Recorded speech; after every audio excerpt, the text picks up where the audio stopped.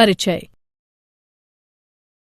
एक पीढ़ी से दूसरी पीढ़ी के लक्षणों के स्थानांतरित होने की प्रक्रिया को आनुवंशिकी कहते हैं।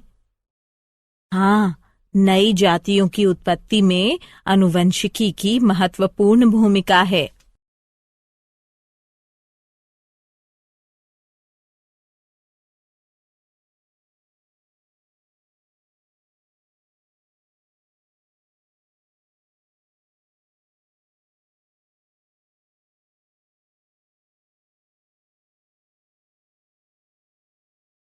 उद्देश्य।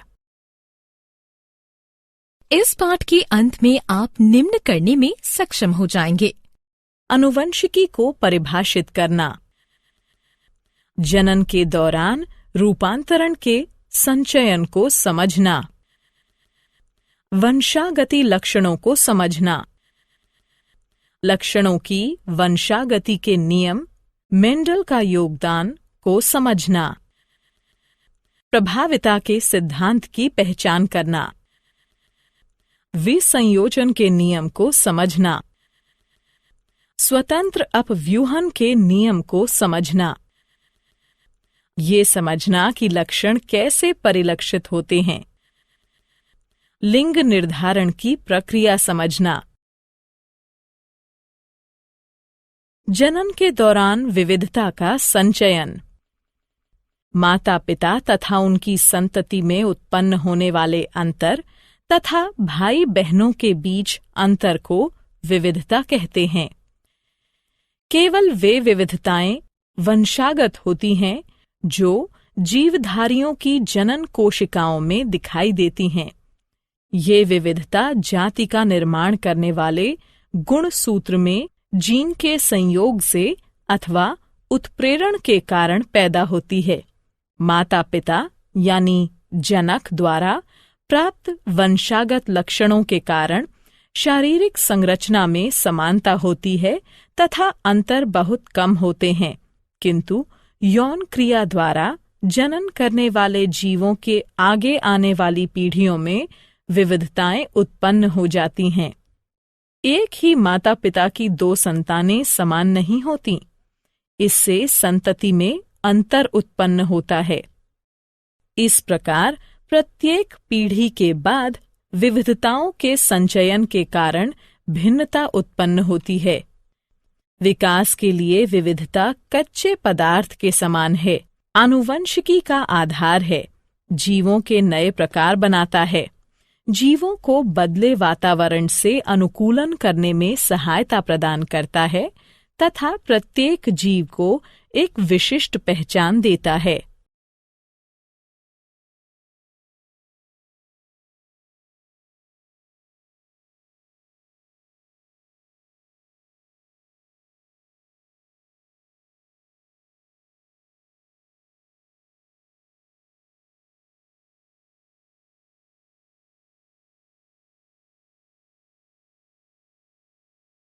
वंशागत लक्षण जो विशेषक व्यापक पदार्थों द्वारा नियंत्रित होते हैं तथा माता पिता द्वारा विरासत में प्राप्त होते हैं, वंशागत लक्षण कहलाते हैं।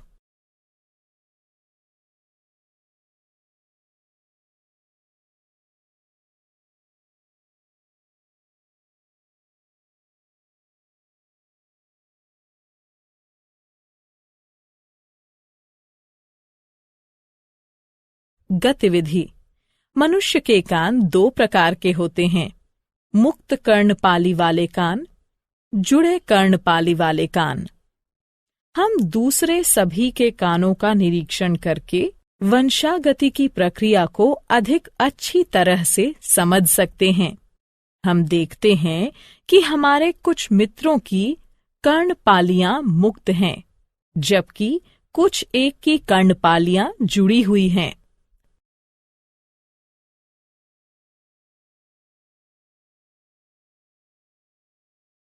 लक्षणों की वंशागति के नियम, मेंडल का योगदान। लक्षणों की वंशागति के नियम इसलिए आए क्योंकि माता पिता दोनों समान रूप से आनुवंशिक पदार्थ डीएनए का योगदान बच्चे के लिए करते हैं। इस प्रकार प्रत्येक लक्षण माता तथा पिता दोनों के लक्षणों से प्रभावित हो सकता है। पीढ़ी दर पीढ़ी लक्षणों की वंशागति का अध्ययन करने के लिए ग्रेगोर जॉन मेंडल ने 1856 में 7 दृश्य विपरीत लक्षणों वाली मटर पर प्रयोग किए। तने की ऊंचाई, लंबे या बौने पौधे, बीज का आकार गोल या झुर्रीदार बीज, बीज का रंग हरे या पीले बीज, पुष्प का रंग सफेद या बैंगनी फूल, फली का आकार पूर्ण या सिकुड़ा, फली का रंग हरा या पीला, पुष्प की स्थिति अक्षीय या सिरा। एक लंबे तथा एक बौने पौधे के बीच क्रॉस कराया गया। इस प्रकार का क्रॉस जिसमें केवल एक ही लक्षण ज्ञात हो मोनोहाइब्रिड क्रॉस कहलाता है। पहली पीढ़ी में सभी पौधे लंबे थे, कोई भी बीज के लक्षण का नहीं था। दूसरी पीढ़ी में दोनों ही लक्षण संतति में 3/1 के अनुपात में परिलक्षित थे। इन प्रयोगों के आधार पर मेंडल ने 2 नियम प्रतिपादित किए: प्रभाविता का नियम, विसंयोजन का नियम।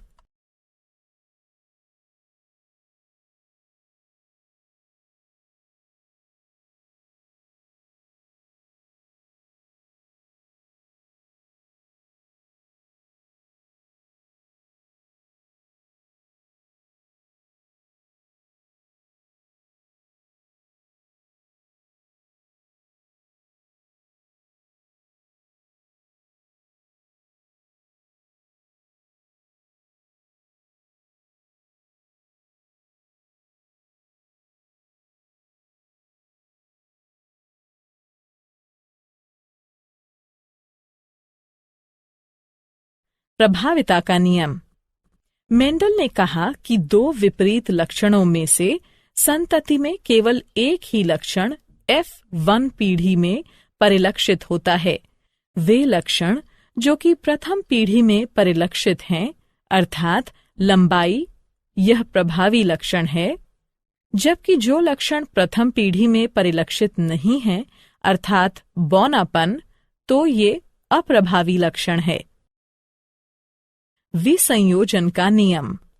मेंडल ने कहा कि किसी भी अभिलक्षण के अगली पीढ़ी में जाने से पहले सबसे पहले जीन्स को युग्मक में पृथक किया जाता है, जो फिर आपस में मिलकर युग्मनज बनाते हैं।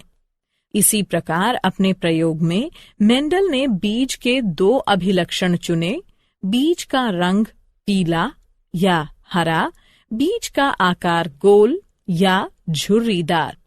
इस प्रकार के क्रॉस जिसमें एक ही समय में 2 अभिलक्षणों पर विचार किया जाता है, द्विसंकर या डाई हाइब्रिड क्रॉस कहलाते हैं।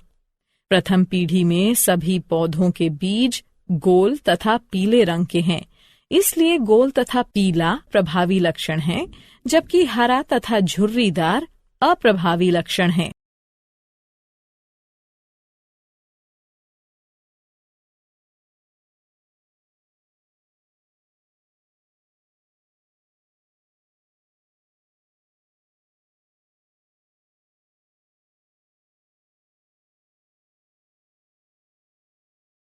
गतिविधि। इस बात की पुष्टि करने के लिए कि पीढ़ी में बड़ा टी छोटा टी तथा छोटा टी लक्षण युग्म वास्तव में 1/2/1 के अनुपात में थे, हम F2 पीढ़ी को स्वयं क्रॉस कराकर F3 पीढ़ी उत्पन्न करेंगे। F3 पीढ़ी में हम देखते हैं कि शुद्ध लंबे बड़ा टी से केवल लंबे पौधे उत्पन्न होते हैं। शुद्ध बौने छोटा टी से केवल बौने पौधे उत्पन्न होते हैं, जबकि संकर लंबे बड़ा टी छोटा टी से उत्पन्न संतति 3/1 के अनुपात में होती है, 3 लंबे तथा 1 बौना। इस प्रकार हम ये निष्कर्ष निकाल सकते हैं कि लंबाई बौनेपन पर प्रभावी है।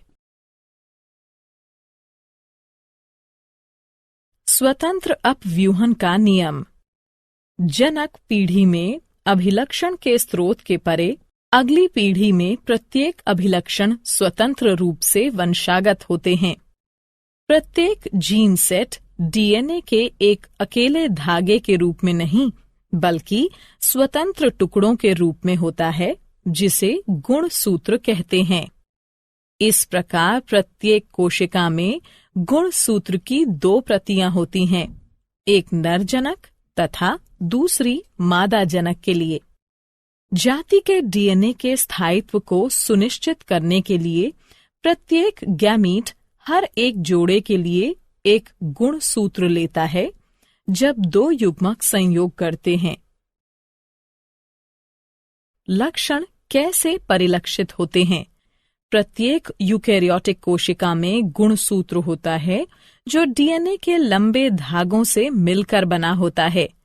डीएनए में एक कोड होता है जो कोशिका को निर्देश देता है कि अगली पीढ़ी में कौन सा अभिलक्षण परिलक्षित होगा। डीएनए का वह भाग जिसमें अभिलक्षण का कोड होता है जीन कहलाता है।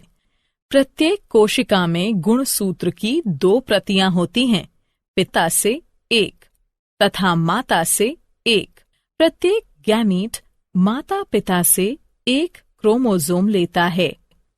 2 गुणसूत्रों के मिलन पर अगली पीढ़ी में जाने वाले अभिलक्षणों की कुल संख्या नियत रहती है, जिससे डीएनए का स्थायित्व सुनिश्चित होता है।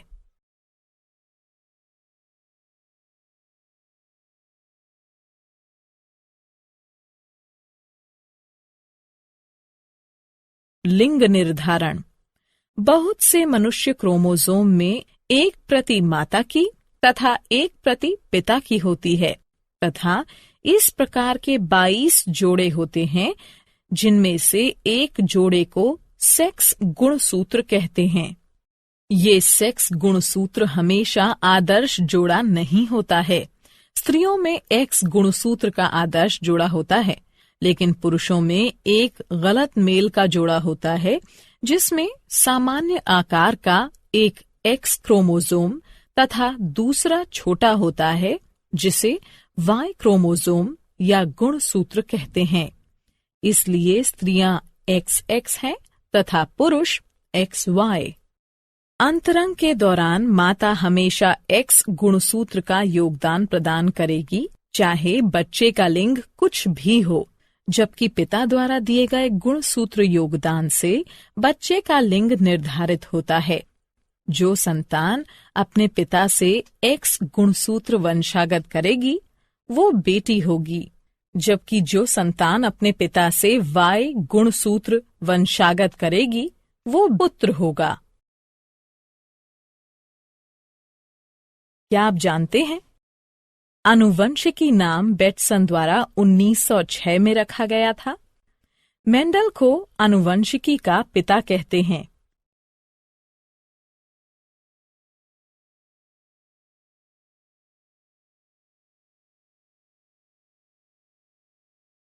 सारांश।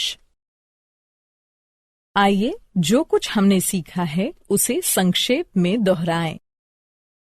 पिछली पीढ़ी से वंशागति में एक मूलभूत शारीरिक संरचना तथा साथ में अगली पीढ़ी के लिए उपयुक्त बदलाव दोनों मिलते हैं। वंशागति के नियम उस प्रक्रिया का निर्धारण करते हैं जिससे लक्षण विश्वसनीयता पूर्वक वंशागत होते हैं। पिता तथा माता दोनों समान मात्रा में आनुवंशिक पदार्थ का योगदान बच्चे के लिए करते हैं।